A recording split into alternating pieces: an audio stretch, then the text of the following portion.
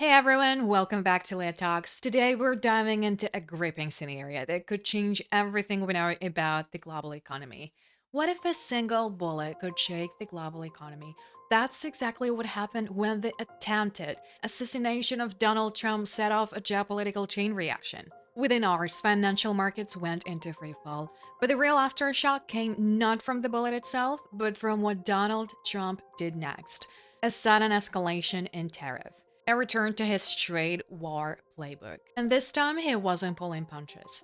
As markets were still digesting the shock, Trump announced a sweeping tariff package aimed at China. The Dow dropped instantly, and global markets echoed in panic. It felt like deja vu, except this time the stakes were higher. China, wasting no time, struck back with the 34% counter tariff, one of the fastest and most aggressive relations in recent trade history. Here's the problem: a trade war isn't just about trade, it's a form of economic brinkmanship, where both players must prove they're willing to suffer pain and make others suffer more. And this time, both sides were signaling they were ready to bleed. While US media outlets were busy predicting a market correction, China's markets were already crashing. Hundreds of stocks hit their daily limit down threshold. And ironically, American markets rebounded slightly the next day. Because hey, at least it's not us. Yet. Meanwhile, Trump doubled down. From his social media war room, he threatened an additional 30% tariff if China didn't back off. That would push total effective tariff to over 100%, a number so high it becomes meaningless in practical terms. At that point, you're not taxing, you're decoupling. You're cutting off the oxygen supply to bilateral trade. If China matched again with a 50% countermeasure, US China trade would essentially cease to exist in any meaningful volume. The world's two largest economies would be operating in parallel, but disconnected systems. One Earth, two worlds. What's remarkable isn't just the tariff themselves, but the psychology behind them. Trump, known for his bravado, had entered what economists quietly call the madman game. Escalate until the other side flinches. It's the same strategy Nixon once employed during the Cold War, and this time China called his bluff and raised the bat. Why did most countries stay silent when the US reigniting its tariff war? After Trump fired the first economic shot and China punched back with a 34% countermeasures, you'd expect a chorus of international condemnation or retaliation. Instead, silence. Or at best, polite protests. The reason is simple: most countries can't afford to play this game.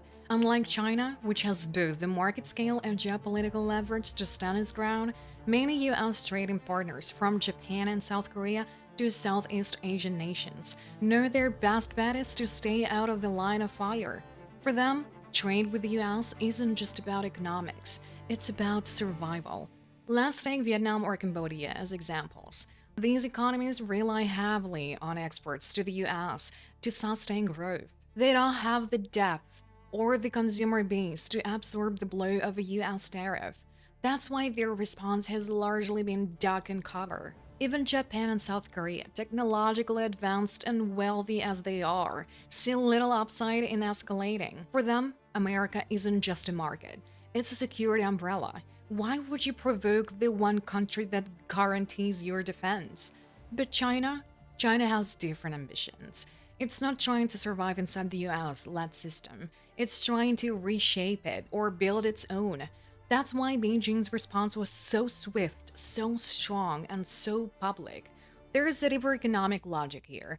China can't afford to be locked into low-end manufacturing forever. Its population and debt levels demand higher value-added industries: semiconductors, electric vehicles, AI, pharma, and that means taking the fight to the top of the global supply chain. That means competing not just with the US, but with Germany, Japan, and South Korea. In other words, China isn't just retaliating, it's evolving. What most don't realize is that this trade war isn't really about tariffs. It's about who controls the commanding heights of the global economy. For the US, it's a fight to restore its manufacturing base and reduce dependence on foreign supply chains. For China, it's a fight to break through into the highest tiers of innovation. And for everyone else, it's about not getting crushed between two giants. Is this really about American manufacturing or just about money? That's the question economists keep asking every time Trump ramps up tariffs. And honestly, the answer might be both. Let's start with the obvious. America's manufacturing base has been hollowed out for decades. From Detroit's decline to offshore supply chains, the US has struggled to keep production at home. Trump's pitch? Bring it all back. His method? Tariffs. Lots of them. But here's the twist. Tariffs don't just punish foreign producers, they generate revenue. A lot of it. With US debt hitting $34 trillion and climbing, that's no small perk. Especially when Congress is gridlocked and the Fed won't play ball with printing money. For Trump, tariffs aren't just a weapon, they're a workaround. That's why, in this round of trade escalation, the US didn't just go after China. It hit over 60 economies with new tariffs, including allies like the EU, South Korea, and even Canada. The logic? If you can't get domestic taxes raised, make foreign companies pay instead. And if that stokes a little nationalism along the way, all the better. Meanwhile, the messaging stayed consistent. America needs to rebuild its industrial backbone. Tariffs were sold as pay now, strength later.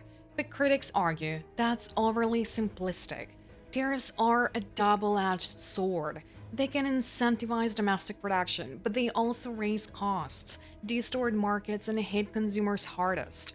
And let's not forget the invisible victims. American businesses that rely on imported materials now face higher input costs. For some, this means lower margins. For others, layoffs. The irony? Tariffs aimed at helping American workers might be hurting them instead. Still, Trump's strategy isn't just economic, it's geopolitical. Trade isn't just trade, it's leverage. By weaponizing tariffs, the US signals it's willing to decouple from unreliable partners. That includes not just China, but potentially any nation seen as too cozy with Beijing. Underneath it all is a darker reality. America doesn't trust the global system it once built, and Trump, for all his chaos, is simply accelerating a trend that was already in motion. In this worldview, trade is no longer a win-win. It's a zero-sum fight for strategic dominance. So is this about manufacturing? Partially, but it's also about debt, dominance, and distrust. And maybe, just maybe, it's about cash. People talk about the almighty dollar, but what really gives it power? Some say it's the Bretton Woods system, others point to oil. Some still cling to the old idea that gold once anchored it all. But the truth is simpler and scarier. The US dollar isn't dominant because it's printed on special paper or blessed by central banks. It's dominant because it's backed by power, military power, industrial power, legal power, narrative power. Let's break this down. The US military operates 750 plus bases across the globe. No other country comes close. That's not just about bonds, it's about control of trade routes, ceilings, and security guarantees that underpin global commerce. Meanwhile, the US legal system anchors the world's financial plumbing. From SWIFT to dollar clearing, sanctions, lawsuits, and cross-border enforcement action all flow through this network. It's not about fairness, it's about leverage. And let's not forget narrative power. The ability to shape global opinion, frame enemies, and decide who's free and who's oppressive. In a world where media is weaponized, control of the story is control of reality. But here's the part that gets overlooked.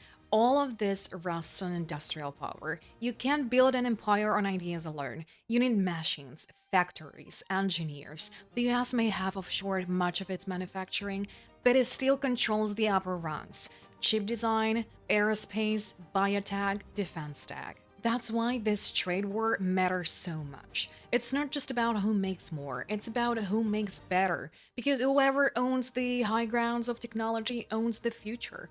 And if America loses that, it risks losing everything else with it. China knows this. That's why it's not just targeting experts, it's building its own system, standards, and supply chains. Semiconductors, green energy, quantum computing, these aren't just industries, they're battlefields. This is why both countries are acting like they can't afford to blink. It's not just tariffs, it's an arms race in factories, patents, and platforms. And in that kind of race, you don't win by running faster, you win by outlasting. When giants clash, who gets trampled? That's the question haunting millions as the US China tariff war escalates into what many now call a cold trade war. Governments play chess, economies calculate GDP, markets swing wildly. But for everyday people, the cost is far more personal. Let's start with what tariffs really are: a tax. But not a tax paid by government, a tax paid by consumers. You and me. Higher import duties mean higher prices on everyday goods: electronics, cars, food, furniture. A 25% tariff on semiconductors doesn't just hurt a factory, it raises the cost of your iPhone, your laptop, even your microwave. Inflation gets worse, budgets stretch thinner. And for low income households, the burden is crushing. Analysts estimate that the newest wave of tariffs could shave off 0.7% of US GDP by 2025. That might sound small, but in real term, that's billions in lost output, thousands of jobs, and reduced investment. JP Morgan projects a 60% chance of a US recession if this escalation continues, with unemployment possibly hitting 5% or more. And here's the kicker: tariffs are regressive. That means they hurt the poor more than the rich. According to the recent estimates, the bottom 20% of US households could see a 4% drop in disposable income, compared to just 1.6% for the top 10%. That's not just inequality, that's erosion. As liquidity dries up and markets tighten, investment slows. Startups freeze hiring, layoffs trickle into the news cycle, wages stagnate, and ordinary Americans are left wondering, what exactly are we fighting for? This isn't a saying the goals are unworthy. Rebuilding manufacturing, reducing dependency, protecting national security. These are legitimate aims, but the method, that's up for debate, especially when it feels like regular people are footing the bill. Meanwhile, countries caught in the crossfire, Vietnam, Cambodia, Mexico, see their supply chains crumble under sudden tariffs. Investment dries up, their industrial dreams collapse. And in this trade war, there are no neutral countries. Everyone bleeds, some just bleed slower. As for China and the US, the two main characters in this geopolitical screenplay, they're locked in a long game. One that's less about who wins and more about who endures. Thanks for tuning in to this deep dive. As we wrap up, let's reflect on the pressing question: is this economic pain a necessary cost for a better, more resilient future, or are we just pawns in a game too big for us to understand? Make sure to leave your thoughts in the comments below, and if you enjoyed this video, don't forget to like and subscribe for more insightful discussions. Until next time, take care and bye!